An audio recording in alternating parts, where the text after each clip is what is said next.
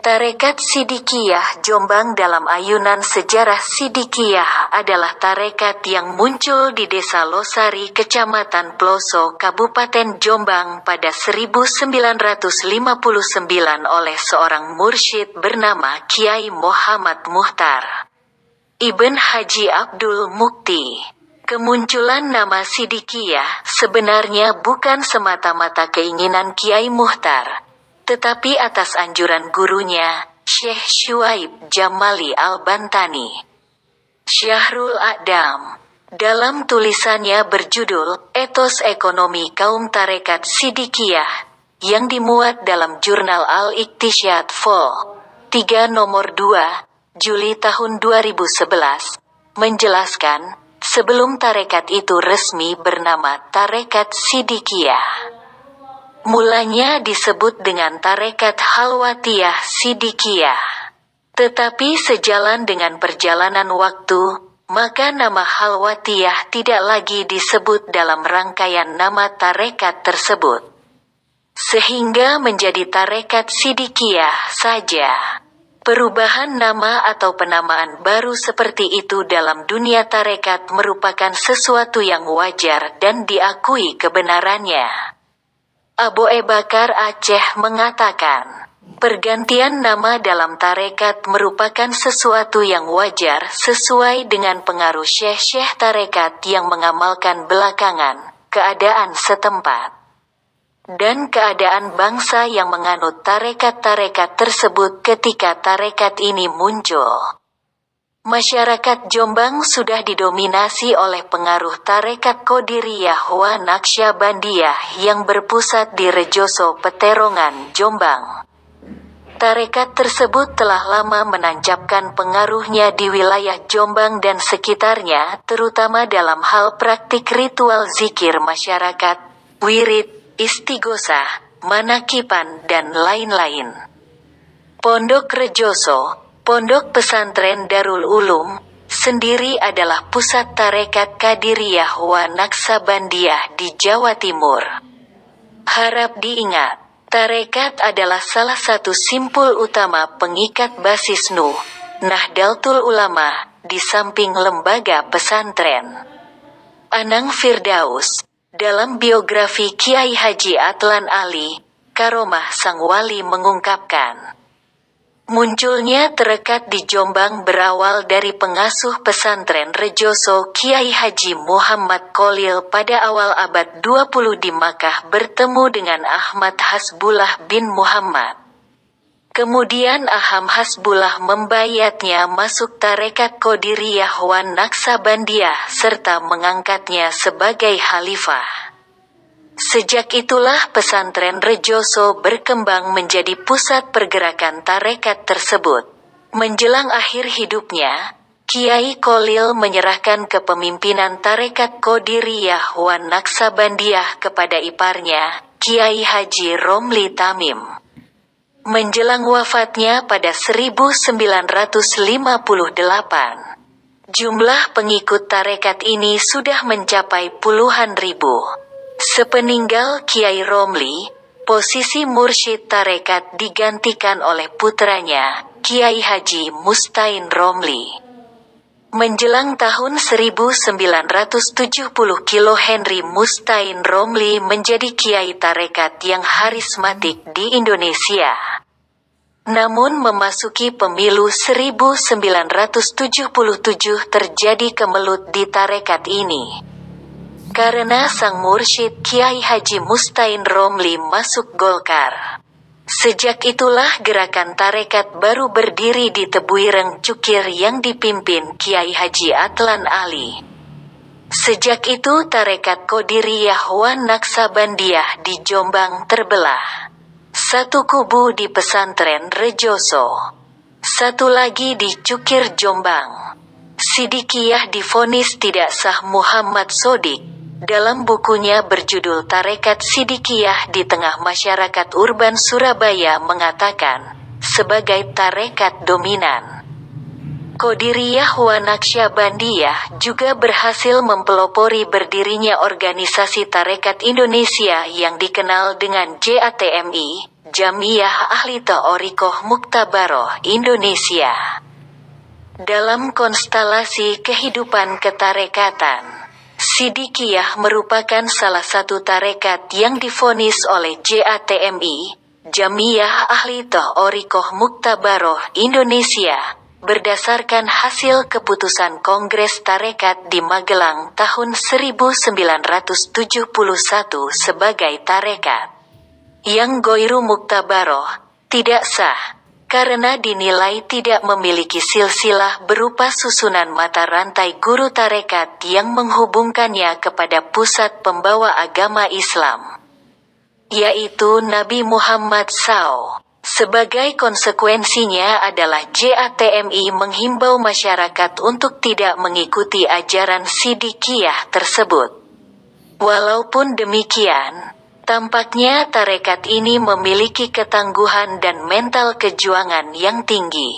Buktinya, sejak kelahirannya pada tahun 1959 hingga sekarang tidak pernah menunjukkan tanda-tanda lenyap.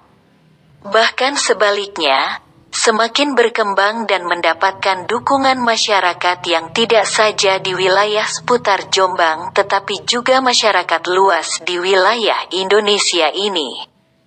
Dalam upaya mempertahankan eksistensinya, tarekat Sidikiyah berusaha meyakinkan umat bahwa Sidikiyah pada hakikatnya itu ada, dan hanya orang yang tidak tahu saja yang mengatakan tidak ada.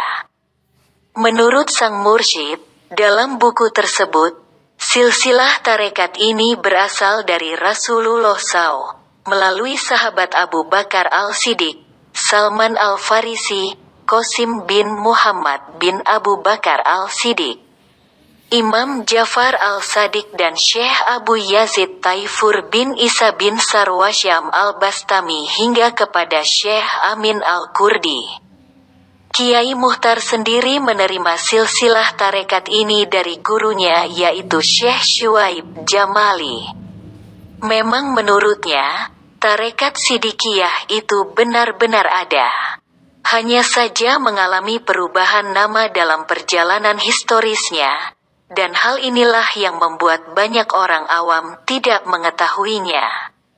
Tarekat ini memiliki landasan silsilah dari Abu Bakar Al-Siddiq. Sejak dari Abu Bakar Al-Siddiq hingga Syekh Taifur Abu Yazid Al-Bustami nama tarekat adalah Sidikiyah. Kemudian dari Syekh Taifur sampai pada Syekh Abdul Qolik dinamakan Taifuriyah. Dari Abdul Qolik ke bawah sampai Syekh Muhammad Bahaudin An-Naqsyabandi dinamakan Hawajikamiyah. Dari Sayyid Bahaudin sampai Ubaidillah Al-Ahrar dinamakan Naqsabandiyah. Selanjutnya dari Sayyid Ubaidillah Al-Ahrar sampai Ahmad Al-Faruqi dinamakan Ahrariyah. Dari Syekh Ahmad Al-Faruqi sampai pada Syekh Khalid dinamakan Mujadadiyah dan dari Syekh Khalid tersebut sampai pada Syekh Al-Amin Al-Kurdi dinamakan Tarekat Khalidiyah. Berdasarkan realitas historis tersebut, maka sang mursyid menegaskan bahwa dia mendapatkan ijazah dari gurunya, Syekh Syuaib Jamali, tentang tarekat tersebut dengan nama Halwatiyah. Namun dia juga mendapatkannya dengan nama Sidikiyah, dan pada akhir periode bergurunya, dia diperintahkan Syekh Jamali agar mengajarkan tarekat itu. Kiai Muhtar berinisiatif untuk menggabung nama tarekat yang diajarkannya dengan Halwatiyah Sidikiyah. Dengan modal ijazah yang diterimanya itu, mursyid selalu meyakinkan kepada murid-muridnya bahwa tarekatnya adalah sah dan valid. Dalam menanggapi hembusan kurang sedap tentang ketidakabsahannya itu dia mengatakan bahwa seandainya para ahli tarekat Muktabaroh itu tahu dan mau membaca kitab Tanwir Al-Qulub dengan penuh lapang pandangan, maka kemungkinan tidak akan menjatuhkan vonis terhadap tarekat Sidikiyah tidak sah. Terlepas dari perdebatan mengenai keabsahan tarekat tersebut, Tarekat Sidikiyah hingga kini mampu bertahan dan semakin lama berkembang menjadi tarekat yang dapat menemukan konsep dirinya. Tarekat tersebut tercatat sebagai salah satu tarekat yang ada di Indonesia sebagaimana terdapat dalam buku Ensiklopedi Islam Jilid V halaman 67 bahwa tarekat Sidikiyah merupakan tarekat yang tumbuh dan berkembang di Indonesia. Sedangkan secara empiris objektif terbuktikan bahwa tarekat tersebut tidak pernah surut walaupun dihujani badai tuduhan yang dipicu oleh vonis di atas. Bahkan semakin hari bertumbuh dan berkembang secara kuantitatif dan kualitatif, serta mampu membangun visinya ke depan. Membangun jejaring ekonomi masih di buku yang sama. Visi Tarekat Sidikiyah adalah menjadi lembaga dan media pendidikan umat. Manusia dipandang sebagai makhluk yang mulia berdimensi lahir dan batin. Oleh karena itu, mereka harus diarahkan untuk kebaikan lahir dan batinnya. Untuk merealisasikan visinya itu Sidikiyah memiliki concern untuk mengajak warganya bersemangat dalam mencapai kesejahteraan hidup di dunia dan di akhirat, bersemangat dalam bekerja dan beribadah. Untuk itu organisasi Tarekat Sidikiyah dalam kerangka membangun kesejahteraan lahir mendirikan koperasi, membuka berbagai badan usaha. Seperti perusahaan air minum yang bermerek MAAKIO, mengadakan perusahaan kerupuk, perusahaan rokok obat sehat Tentrem, perusahaan madu murni Al-Kausar, dan membuka usaha rumah makan seperti yang dirintis oleh Mursyid sendiri. Atas kiat seperti itu banyak kalangan yang memiliki profesi dalam dunia kerja seperti para pengusaha tertarik untuk menjadi pengikut tarekat ini baik di desa maupun kota. Untuk melengkapi aspek kebutuhan organisasi kelembagaan, tarekat mendirikan lembaga informasi Sidikiyah di pusat Jombang dengan menerbitkan majalah Al-Kausar sebagai media komunikasi warga Sidikiyah. Sedangkan untuk meningkatkan kualitas kerohanian dan keberagamaan warga Sidikiyah, Orsid, disusunlah buku-buku pedoman tarekat, metode zikir dan wirid kausaran, istianahan, halwatan, baiatan dan lain-lain. Ajaran-ajaran pokok Sidikiyah tersebut diterbitkan secara berkala oleh Pusat Percetakan Sidikiyah di samping juga melalui informasi-informasi yang disampaikan melalui para khalifah. Dalam buku tersebut Muhammad Sodik juga menjelaskan terkait dengan visi kemanusiaan Sidikiyah dan paradigma atau konsep diri tarekat. Sidikiyah memiliki wawasan kebangsaan yang humanistik filosofik. Artinya wawasan tersebut dikembangkan dari pemahaman mendasar, bahwa manusia itu tercipta dari unsur tanah dan air. Unsur yang telah berjasa dalam mewujudkan manusia sehingga ia harus mampu menghormati jasa kedua unsur tersebut. Sebagai bentuk penghormatan maka manusia harus mencintai tanah airnya yang terdiri dari tanah dan air sebagai tempat berpijak dan hidupnya di dunia. Cinta tanah air karena itu mencintai tanah air merupakan hal yang sangat prinsip dalam kehidupan. Untuk menguatkan rasa cinta tanah air itu maka Mursyid Sidikiyah menciptakan simbol perjuangan untuk berbakti kepada nusa dan bangsa Indonesia dengan membangun monumen Hubul Waton yang berada di area pesantren Sidikiyah. Tepatnya di sebelah selatan gedung Jamiatul Muzakirin, menjadi satu dengan komplek Madrasah Sidikiyah Tarbiyatul Hifzil Gulam wal Banat. THGB. Monumen ini tidak hanya dibangun di pusat, tetapi di seluruh cabang Sidikiyah.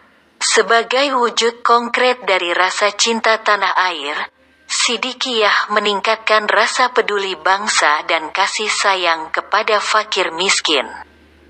Untuk itu secara kelembagaan Sidikiyah mendirikan lembaga dana yang disebut Zilalul Mustadafin Sidikiyah yang disingkat DM dan sekarang diganti dengan nama Zilal Berkat Rahmat Allah, DIBRA. Semacam lembaga penyalur dana dari para dermawan Sidikiyah yang diberikan kepada fakir miskin.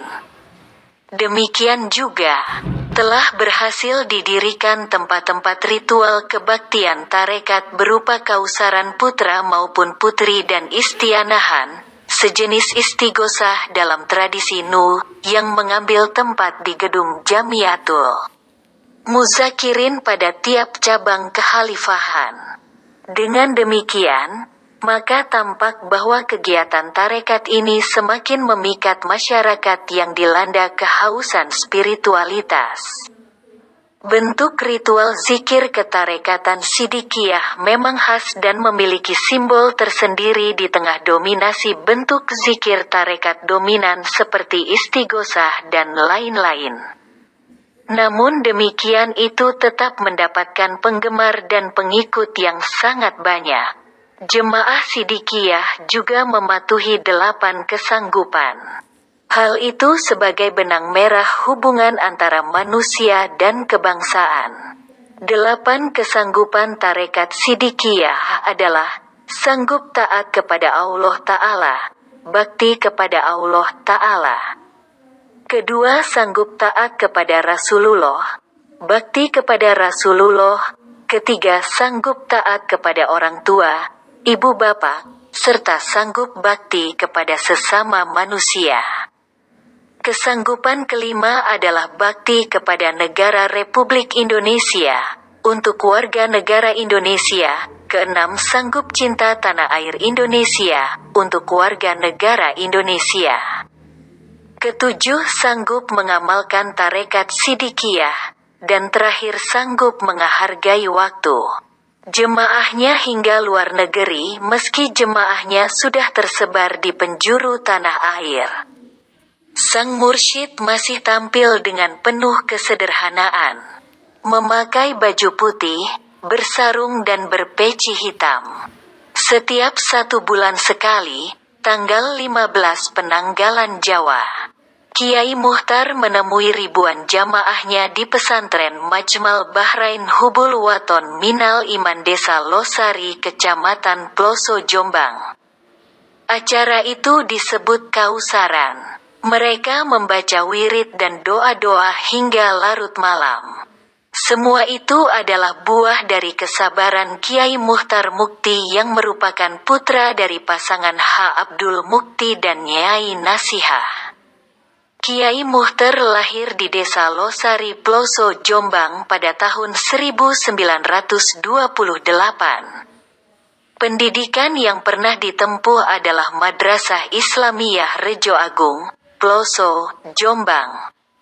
Setelah itu melanjutkan ke pesantren Rejoso, Peterongan, Jombang dan kemudian melanjutkan ke pesantren Tambak Beras. Dengan kesabaran dan kegigihan Kiai Muhtar, tarekat Sidikiyah berkembang ke berbagai pelosok tanah air Indonesia bahkan ke negara tetangga seperti Singapura, Malaysia, dan Brunei Darussalam. Murid-murid Sidikiyah setiap hari bertambah dan sekarang diperkirakan lebih dari 5 juta orang.